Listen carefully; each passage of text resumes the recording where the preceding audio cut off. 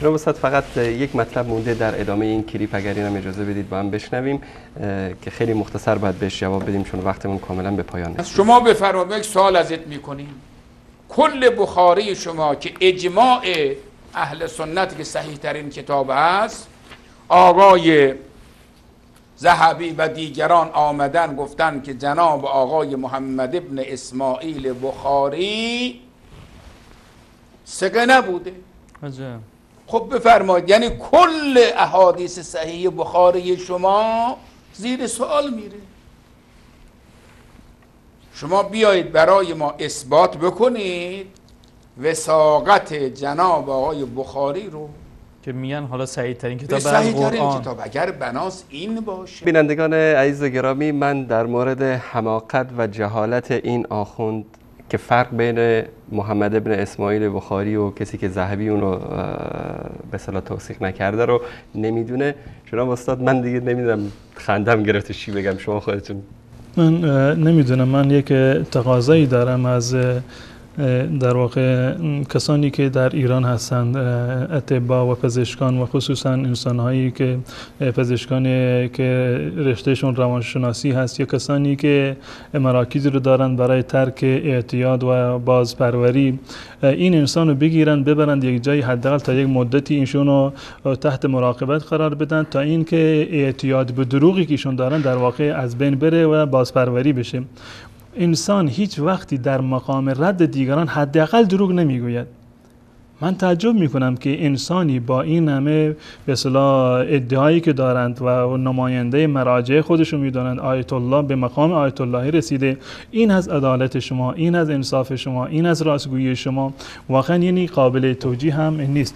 و جالب اینجا است که معمولا در وقتی که مطلبی رو بیان میکنه، خب از صفحه مانیتورش هم نشون میده که خب این مطلب هست، فلانی ذهبی مثلا درباره محمد ابن اسماعیل بخاری چنین چنان گفته، اما در این مرتبه چیزی رو نشون نداد، زیرا که پیشاپیش میدونست که در واقع لو خواهد رفت. من فکر میکنم نمیدونست، اما بعضی دوستان میگن نمیدونست، چون به نظر من، یعنی من احمق‌تر از این آدم ندیدم در بین علما و مراجع شیعه.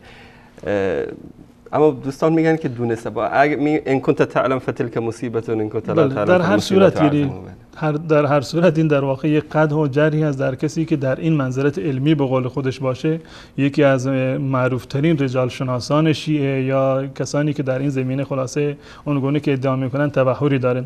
من فقط این مطلب رو از دو کتاب از کتاب‌های امام ذهبی رحمت الله علیه من این اشاره میکنم. امام ذهبی در کتاب میزان الاعتدال خودش جلد 3 صفحه 485 یک مطلبی رو داره درباره محمد ابن اسماعیل. میگه محمد ابن اسماعیل ابو عبدالله البخاری، اینو توضیح میده که این ابو اسماعیل که محمد ابن اسماعیل ابو عبدالله بخاری کی هست. میگه شاب قدم بغداد، این یک جوانی هست به بغداد اومد، طالب و حدیث، یک طالب و دانشجوی حدیث بود، علی رأس سنه 500 در رأس قرن پنجم. این در قرن پنجم اومده و رفته در بغداد برای طلب حدیث. و کتب عنه اصحاب ابی علی ابن شازان، اصحاب علی ابن ابی شازان از این در واقع روایت نوشتن. و قال ابو الفرج ابن الجوزی و غیره کان کذابا، که این انسان دروغگوی بوده. خب همه میدونند امام بخاری رحمت الله علیه متوفای قرن سوم هست. در اینجا صراحتا این فرد در آمده که امام ذهبی در اینجا گفته که این محمد ابن اسماعیل که ابو عبدالله بخاری بوده یک جوانی بوده مال قرن پنجم بوده در اونجا. و ادامه در کتاب دیگری که ایشون دارن، در کتاب دیوان از ضعفا جلد 1 صفحه 342 باز همین مطلب را اشاره میکند که محمد ابن اسماعیل ابو عبدالله البخاری قدم بغداد بعد ال500، بعد از قرن پنجم ایشون در واقع به بغداد اومد. و کتب عنه جماعتون، یک جماعت و گروه از ایشون حدیث نوشتن. قال ابن الجوزی کذابون، ابن جوزی دربارهش گفته که کذاب هست. در ادامه امام ذهبی میفرماید میفرماد قلت اما محمد بن اسماعیل الامام مؤلف الصحیح فثقة، این انسان یک انسان ثقی هست. امام محمد بن بخاری صاحب صحیح بخاری انسان ثقی هست. این فردی که گفته محمد بن اسماعیل و عبدالله بخاری که انسان ضعیفی بوده و متهم به دروغگویی بوده، این در قرن پنجم بوده.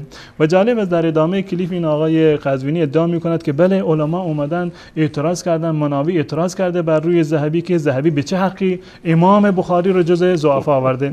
من این مطلبی رو که مناوی هم نوشتند اینو مطلب رو من اضافه میکنم در اینجا.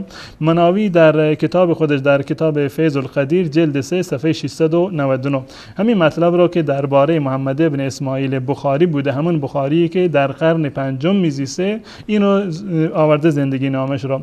و فیه محمد بن اسماعیل البخاری اورده الذهبی فی الضعفاء، این محمد بن اسماعیل را آقای ذهبی در ضعفا قرار داده، نه جنگی نه دعوایی نه اعتراضی. خوب گفته محمد بن اسماعیل بخاری که در قرن پنجم بوده این جزء ضعفا است. وقال امام ذهبی فرموده که وقال قدم بغداد، وقال قدم بغداد سنه 500 که این آقای محمد بن اسماعیل در سال 500 اومده به بغداد. قال ابن الجوزی کان کذابا، ابن جوزی هم دربارش گفته کان کذابا.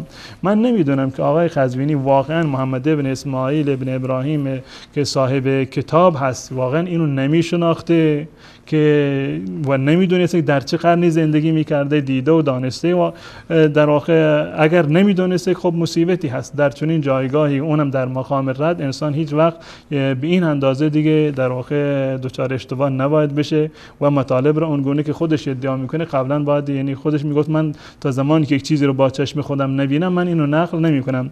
و اگر نمیدونسته که خب یک مصیبتی هست، اگر میدونسته قطعا اینو و قصدا این دروغو بسته که من همون پیشنهادم به مراجع همین هست که من گفتم ایشونو ببرن بازپروری برای ترک اعتیاد به دروغ که ایشان ظاهرا نمیخوان از این دروغگویی خودشون دست بکشن. جزاکم الله خیر. من تشکر میکنم از تک تک بینندگان عزیز و گرامی که تا این لحظه بیننده برنامه ما بودن. و اینم چون سبحان الله خداوند چون میخواد اینا رو رسوا بکنه اومد اینجا رد برنامه جناب مولانا رو بده به خاطر توهین و اهانتی که به ما کرد و به شبکه ما و به جناب مولانا کرد. الله سبحانه و تعالی این گونه ایشون رو عذاب داد که دروغی بگه که من فکر نمی کنم که راه حلی براش بتونه پیدا بکنه الا اینکه بیاد معذرت بخواد. و میدونم که این شهامت و جرأت و مردانگی رو هست آقای قزوینی بیان اثبات بکنند که علامه ذهبی، امام ذهبی درباره امام بخاری صاحب کتاب صحیح بخاری این مطالب رو بیان کرده باشه.